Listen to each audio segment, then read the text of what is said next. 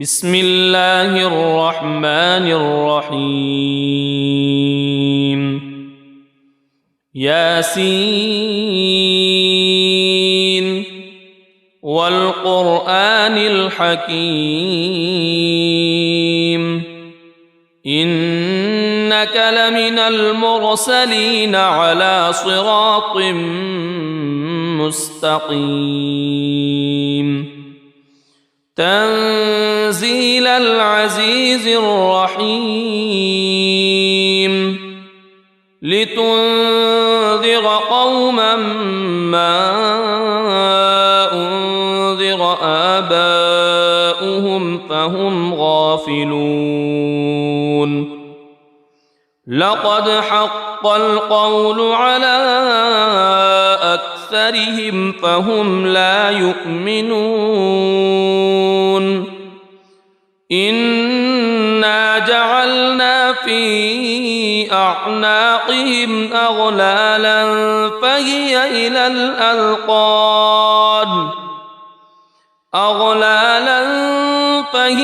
إلى الأذقان فهم مقمحون وجعلنا من بين أيديهم سدا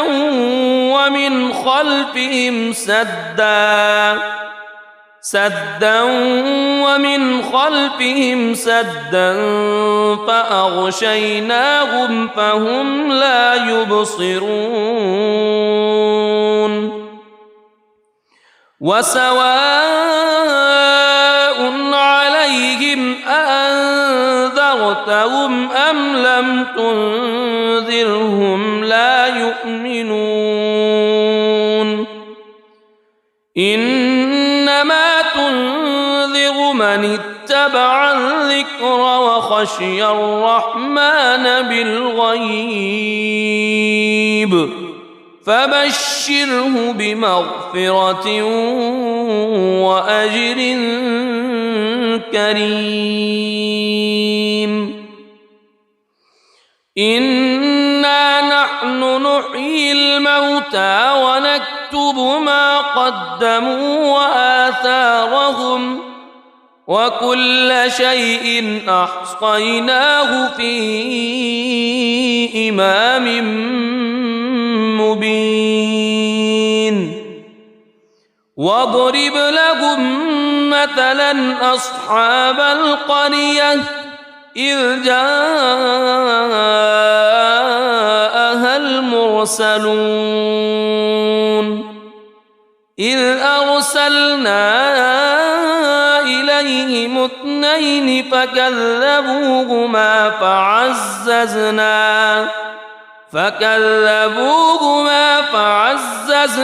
بثالث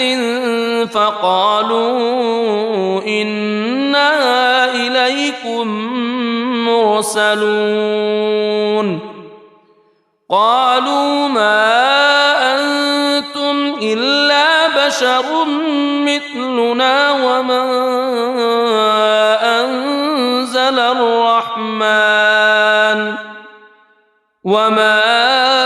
أنزل الرحمن من شيء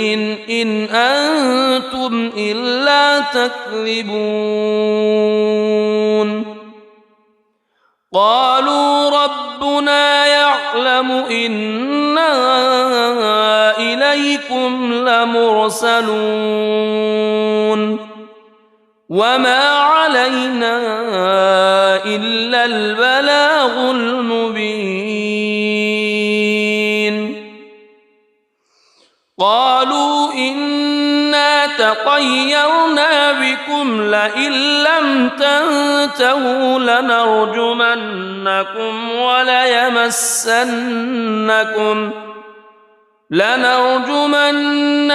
وليمسنكم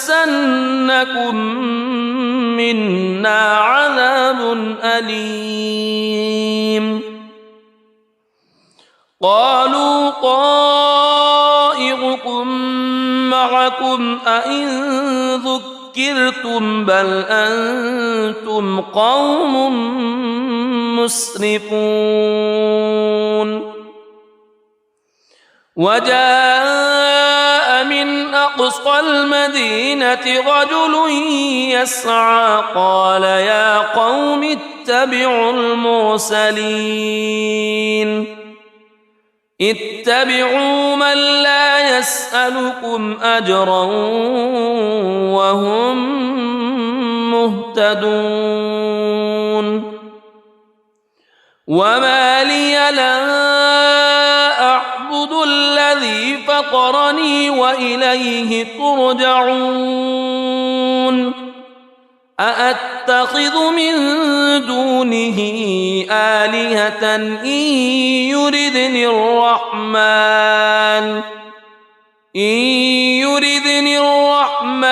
بضر لا تغن عني شفاعتهم شيئا ولا ينقذون إني إذا لفي ضلال مبين إني آمنت بربكم فاسمعون قيل ادخل الجنة قال يا ليت قومي يعلمون بما غفر لي ربي وجعلني من المكرمين وما أنزلنا على قومه من بعده من جند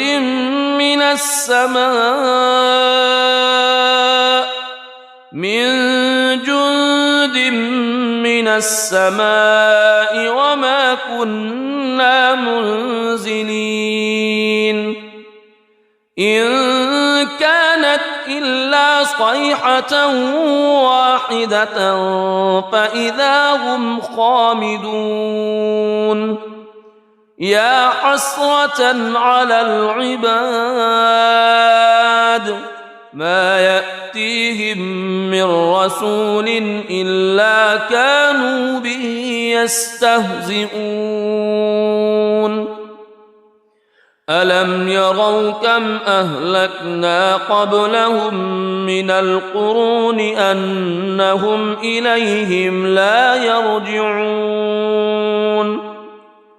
وإن كل لما جميع لدينا محضرون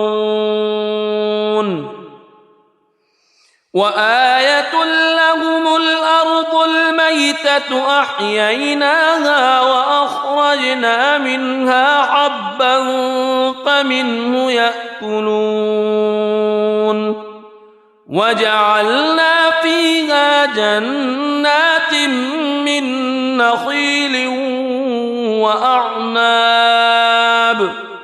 من نخيل وأعناب وفجرنا فيها من العيون ليأكلوا من ثمره وما عملته أيديهم أفلا يشكرون سبحان الذي خلق الأزواج كلها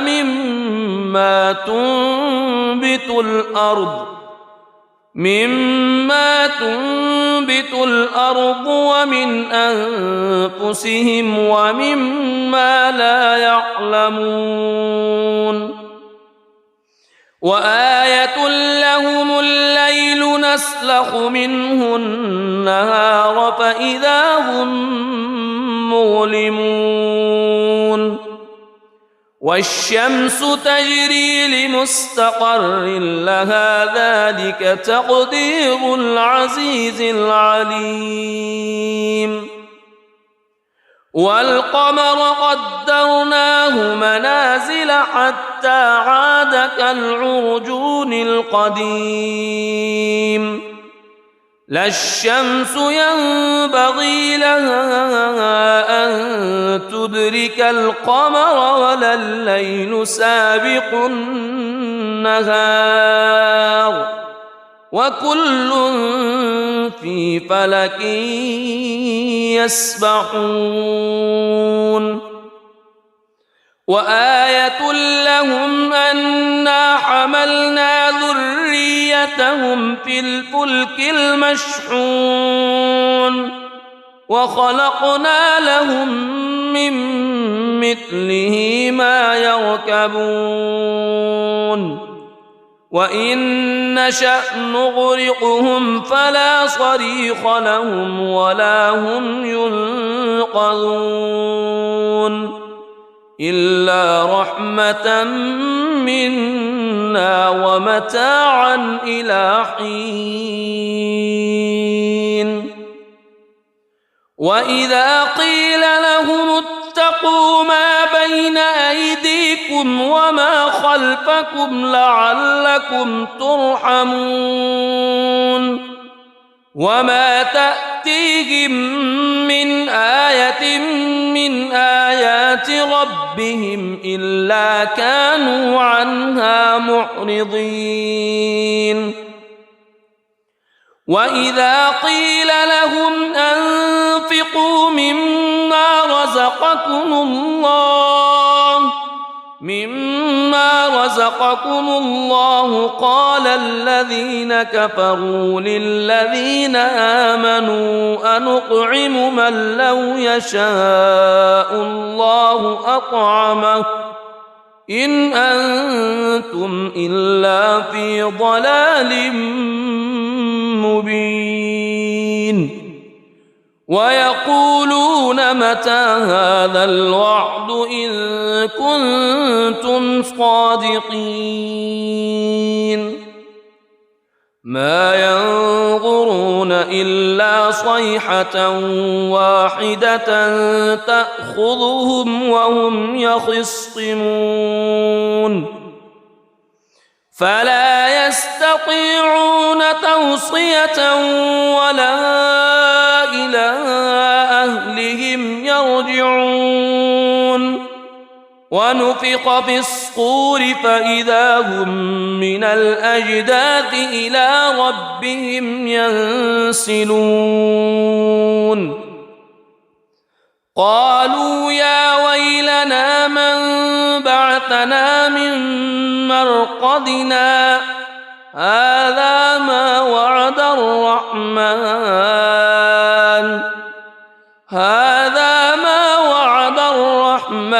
وصدق المرسلون إن كانت إلا صيحة واحدة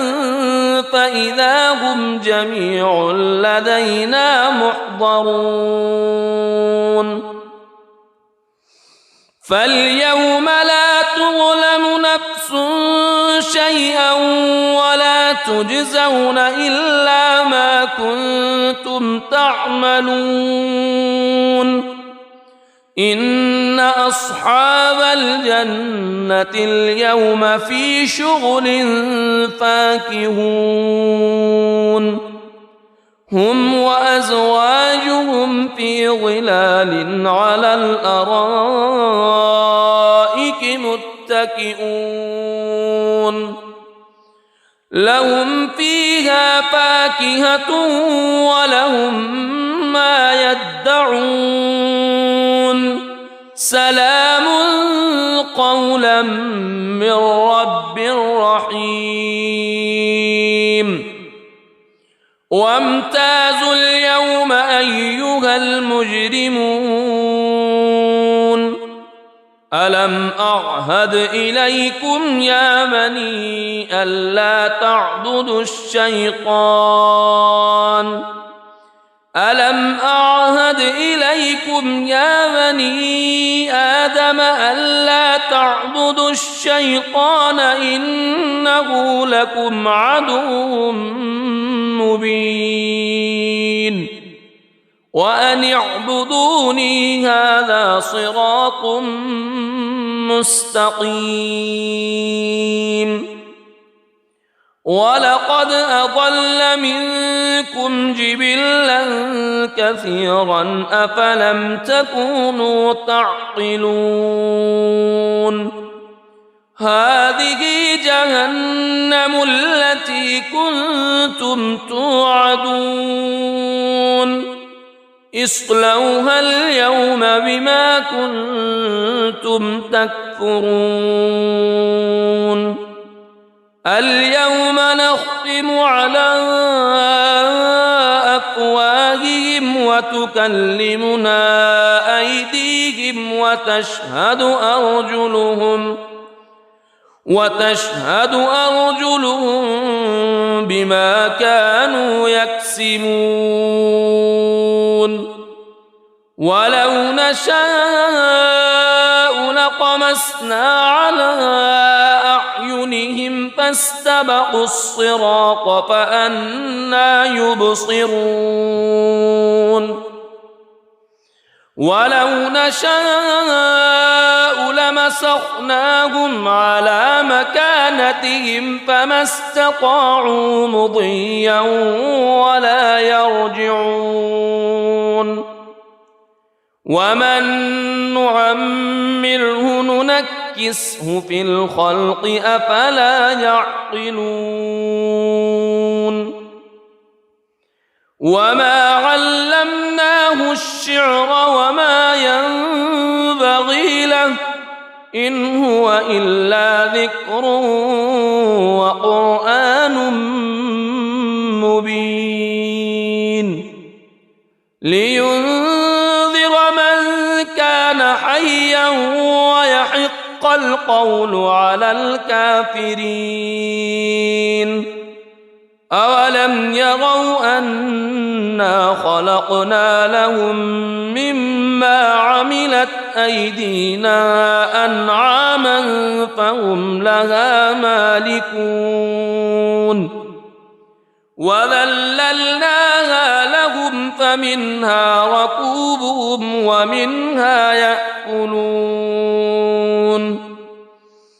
ولهم فيها منافع ومشارب أفلا يشكرون واتخذوا من دون الله آلهة لعلهم ينصرون لا يستطيعون نصرهم وهم لهم جند محضرون فلا يحزنك قولهم إنا نعلم ما يسرون وما يعلنون أولم ير الإنسان أنا خلقناه من نطفة فإذا هو خصيم مبين وضرب لنا مثلا ونسي خلقه قال من يحيي العظام وهي رميم قل يحييها الذي أنشأها أول مرة وهو بكل خلق عليم الذي جعل لكم من الشجر الأخضر نارا فإذا أنتم منه توقدون أوليس الذي خلق السماوات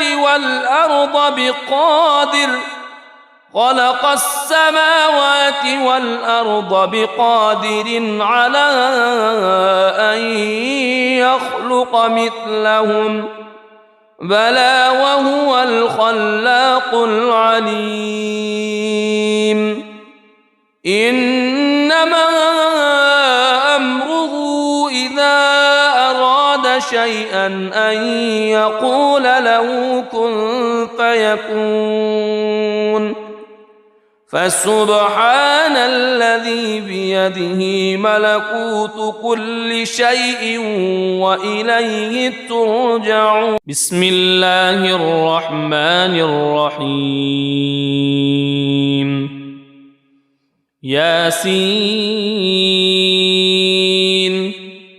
والقرآن الحكيم إنك لمن المرسلين على صراط مستقيم تنزيل العزيز الرحيم لتنذر قوما ما أنذر آباؤهم فهم غافلون لقد حق القول على أكثرهم فهم لا يؤمنون إنا جعلنا في أعناقهم أغلالا فهي إلى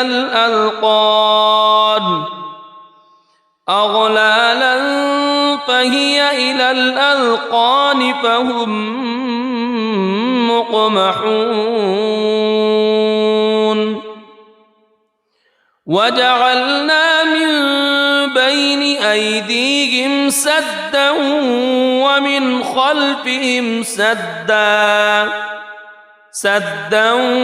ومن خلفهم سدا فأغشيناهم فهم لا يبصرون وسواء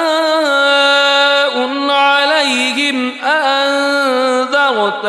أم لم تنذرهم لا يؤمنون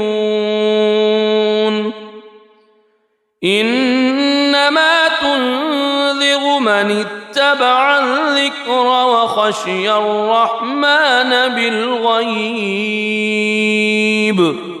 فبشره بمغفرة وأجر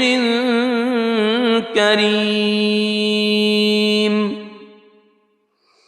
إنا نحن نحيي الموتى ونكتب ما قدموا وآثارهم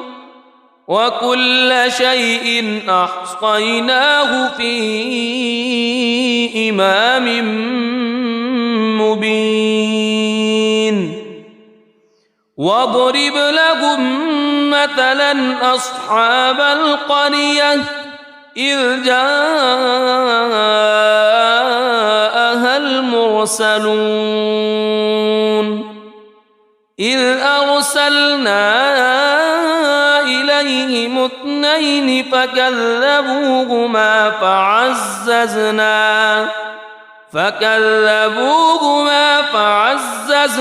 بثالث فقالوا إنا إليكم مرسلون قالوا ما أنتم إلا بشر مثلنا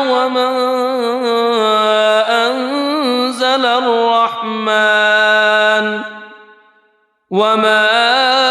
أنزل الرحمن من شيء إن أنتم إلا تكذبون قالوا ربنا يعلم إنا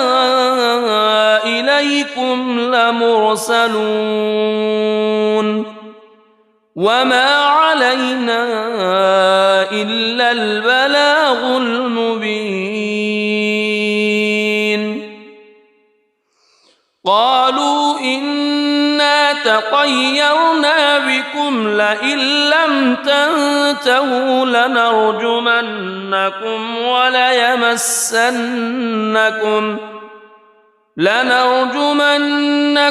وليمسنكم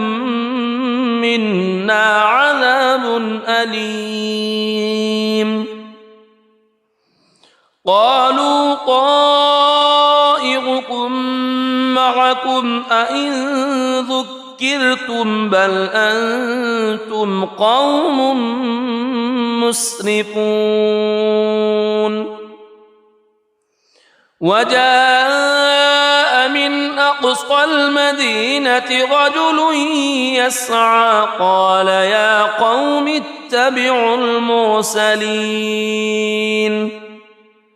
اتبعوا من لا يسألكم أجرا وهم مهتدون وما لي لا أعبد الذي فطرني وإليه ترجعون أأتخذ من دونه آلهة إن يردني الرحمن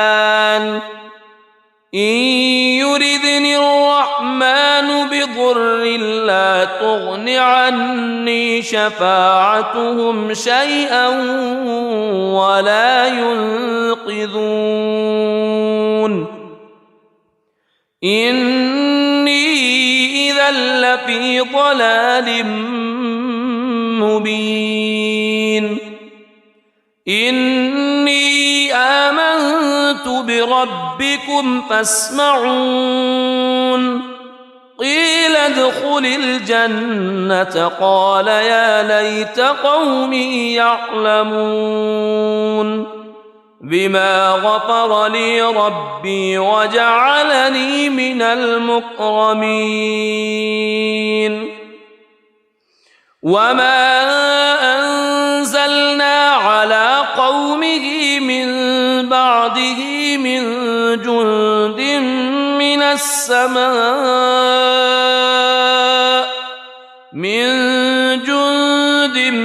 من السماء وما كنا منزلين إن كانت إلا صيحة واحدة فإذا هم خامدون يا حسرة على العباد ما يأتيهم من رسول إلا كانوا به يستهزئون ألم يروا كم أهلكنا قبلهم من القرون أنهم إليهم لا يرجعون وإن كل لما جميع لدينا محضرون وآية لهم الأرض الميتة أحييناها وأخرجنا منها حبا فمنه يأكلون وجعلنا فيها جنات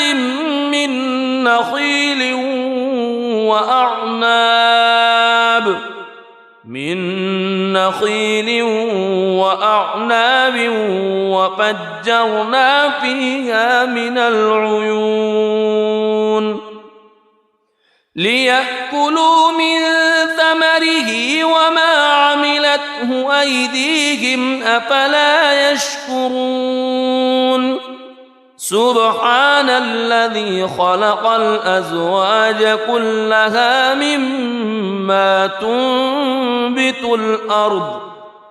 مما تنبت الأرض ومن أنفسهم ومما لا يعلمون وآية لهم الليل نسلخ منه النهار فإذا هم مظلمون والشمس تجري لمستقر لها ذلك تقدير العزيز العليم والقمر قدرناه منازل حتى عاد كالعرجون القديم لا الشمس ينبغي لها أن تدرك القمر ولا الليل سابق النهار وكل في فلك يسبحون وآية لهم أنا حملنا ذريتهم في الفلك المشحون وخلقنا لهم من مثله ما يركبون وإن نشأ نغرقهم فلا صريخ لهم ولا هم ينقذون إلا رحمة منا ومتاعا إلى حين وإذا قيل لهم اتقوا ما بين أيديكم وما خلفكم لعلكم ترحمون وما تأتيهم من آية من آيات ربهم إلا كانوا عنها معرضين وإذا قيل لهم أنفقوا مما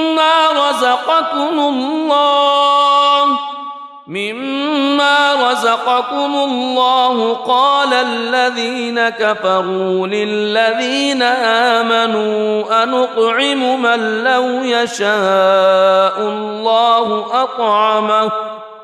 إن أنتم إلا في ضلال مبين ويقولون متى هذا الوعد إن كنتم صادقين ما ينظرون إلا صيحة واحدة تأخذهم وهم يخصمون فلا يستطيعون توصية ولا إلى أهلهم يرجعون ونفخ في الصور فإذا هم من الأجداث إلى ربهم ينسلون قالوا يا ويلنا من بعثنا من مرقدنا هذا ما وعد الرحمن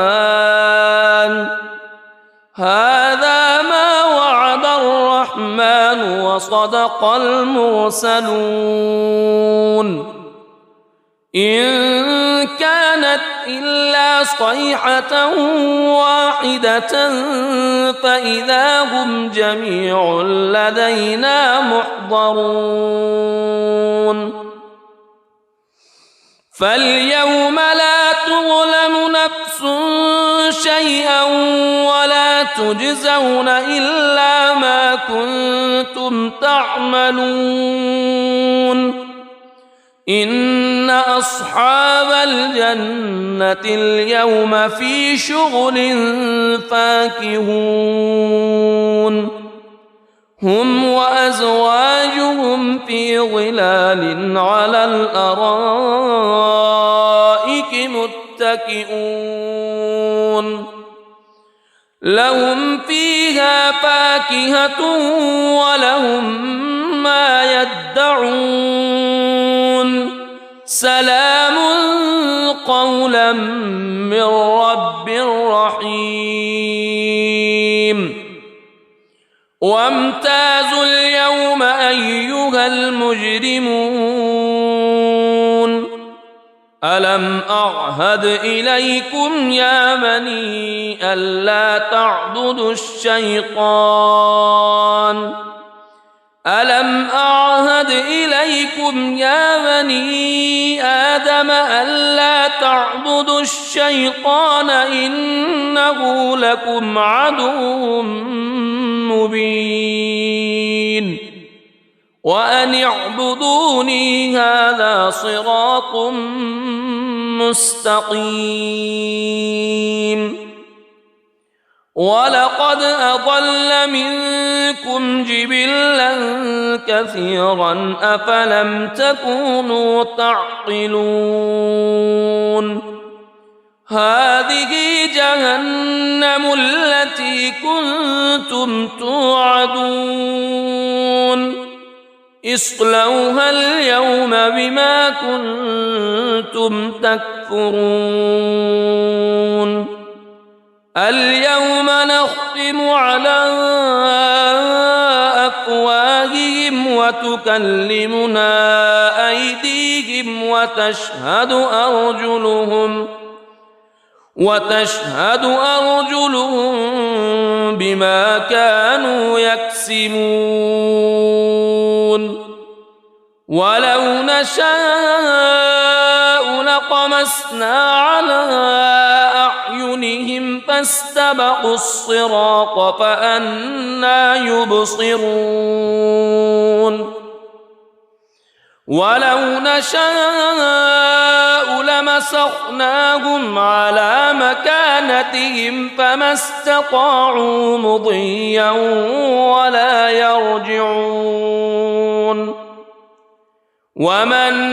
نعمره ننكسه في الخلق أفلا يعقلون وما علمناه الشعر وما ينبغي له إن هو إلا ذكر وقرآن مبين لينذر من كان حيا ويحق القول على الكافرين أولم يروا أنا خلقنا لهم مما عملت أيدينا أنعاما فهم لها مالكون وذللناها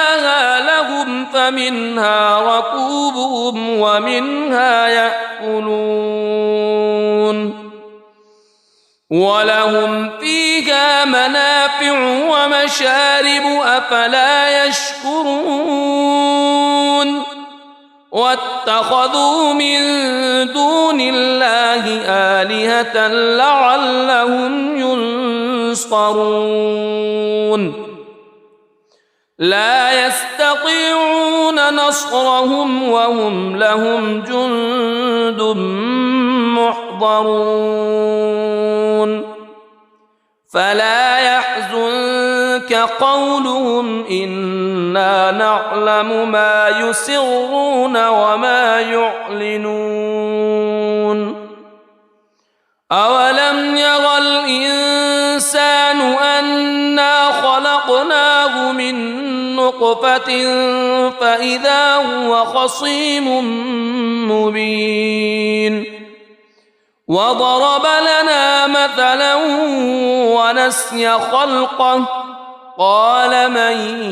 يحيي العظام وهي رميم قل يحييها الذي أنشأها أول مرة وهو بكل خلق عليم الذي جعل لكم من الشجر الأخضر نارا فإذا أنتم منه توقدون أوليس الذي خلق السماوات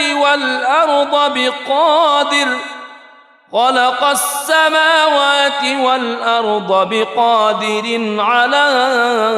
أن يخلق مثلهم بلى وهو الخلاق العليم إنما أمره إذا أراد شيئا أن يقول له كن فيكون فسبحان الذي بيده ملكوت كل شيء وإليه ترجعون صدق الله العظيم.